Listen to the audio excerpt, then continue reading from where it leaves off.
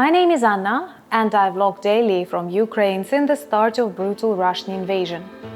But Ukraine is not limited to war, and there are many interesting and beautiful facts we can discover together. Ukraine is also known as the breadbasket of Europe or even the world, and let's try and figure out together why.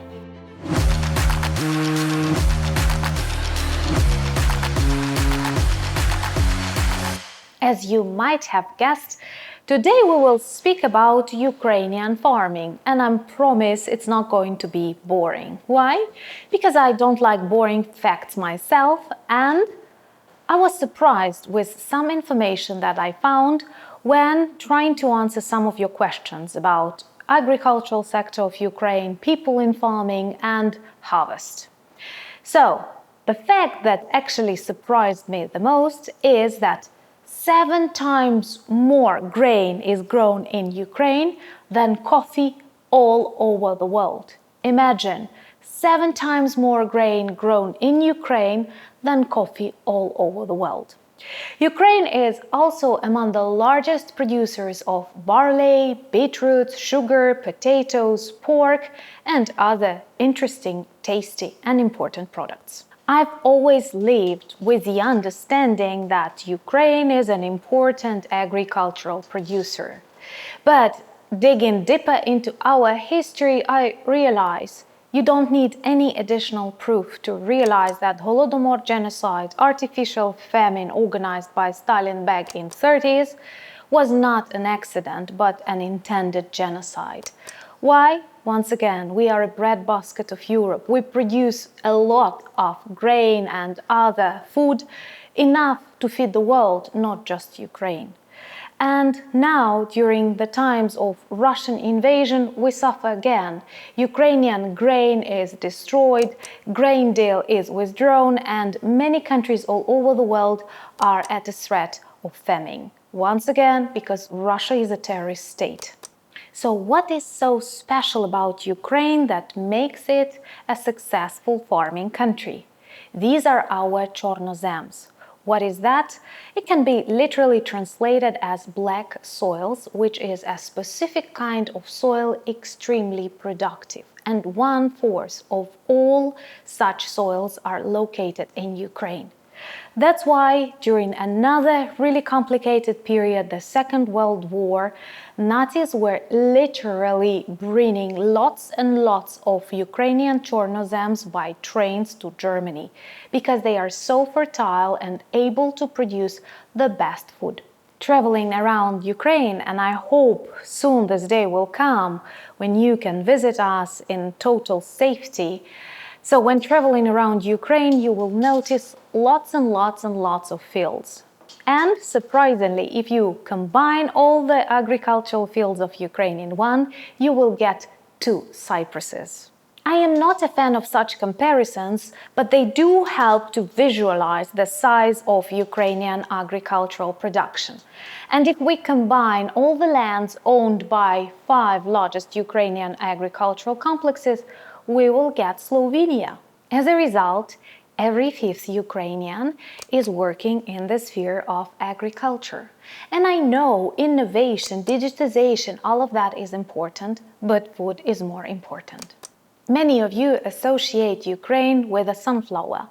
And it is correct. There are lots of fields covered with sunflowers, and they are not just beautiful, they are useful. Ukraine is the largest world producer of sunflower oil. 27% of all sunflower oil in the world is Ukrainian. And actually, we produce more sunflower oil than olive oil in the world. Well, perhaps I want to recollect this story of Ukrainian old ladies meeting Russian soldiers, occupants at the beginning of this war, and advising them to put some sunflower seeds in their pockets. So when they are killed in Ukraine for invasion and buried, they can do some use. Yushchenko was a huge fan of beekeeping. There were lots of anecdotes and memes about that, but he seriously supported this sector. Also, one of the very popular and very Ukrainian alcoholic drinks is medovukha, made of honey, and the recipe dates back to the times of Kiev Rus. Let me know in the comments, would you like to know more about specific Ukrainian drinks and food? And subscribe if you're not yet subscribed.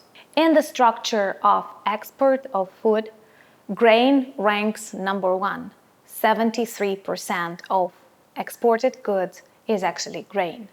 And the tragedy of this war is that hundreds and thousands of tons of Ukrainian grain are destroyed when people in different corners of the world on all continents are waiting for this food. Once again, reminding us that Russia is a terrorist state that uses food as a weapon. Ukrainian dairy products are actually in demand in 40 countries of the world, and our greatest importers are Denmark, and greetings to my subscribers from Denmark and Moldova. Just before and straight after brutal Russian invasion to Ukraine in January-March 2022, our country exported 22,000 tons of chicken to the European Union, thus becoming the third largest importer of poultry to the EU, after Brazil and Thailand. And now a sad story.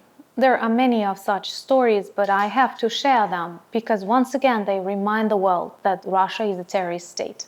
Straight after the beginning of Russian invasion, they've occupied large territories of Kherson region and Chornobaivka poultry farm. It is the largest poultry enterprise in Europe, and occupation led to the death of 4.4 million chickens. This is a tragedy and an ecocide because of not working electricity, inability to work on the farm and to commute to the farm, and other troubles in the work of the farm. 4.4 million chickens died, and that is an ecocide. They died of thirst and hunger. They died because Russia is a terrorist state. And even if you want to be apolitical, you don't want to follow military events, do you care about birds at least? Russian war in Ukraine led to lots of such tragedies, and of course to serious financial losses. Just before the start of the war, 15% of Ukraine's GDP depended on the agricultural sector. And as a result, they started destroying Ukrainian elevators and warehouses, threatening the world with artificial famine. Russians shoot everything in Ukraine. There are lots of painful photos of Ukrainian grain fields with missiles lying in them. Cowsheds were targeted with missiles, leading to the death of cattle. Many fields are mined, and it is impossible for Ukrainian farmers to work on them. But they heroically continue doing their job. It is also important to understand that we have serious human resources hunger because of mobilization, and many of agricultural workers are now in Ukrainian armed forces. Some farming enterprises, especially big ones, do their best to reserve the workers, but it's impossible in the times of full-scale war. And approximately 60% of the workers who know how to work with tractors, which are very similar to tanks, are taken to the front lines, thus leaving these enterprises without workforce. Another message that I want to share, but it's sad and maybe difficult for sensitive people, is that lots of orphaned goats and cows and horses come close to the locations of Ukrainian armed forces. And dark military humor says that horses and cows are the best deminers, because Russians mine everything. But let's focus on something positive.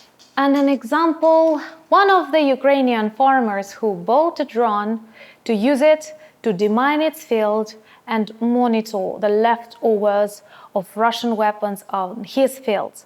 But his fields are back to Ukraine after Kherson region was liberated.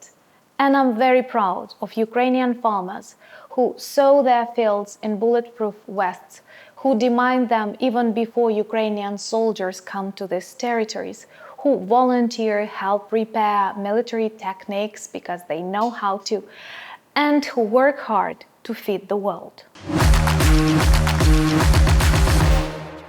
Ukraine is the breadbasket of Europe and the world, and it wants to be the breadbasket, not the battlefield. Thank you so much for supporting my projects, buying me coffees and becoming my patrons. And if you want to discover more about Ukraine and witness our victory together, please subscribe.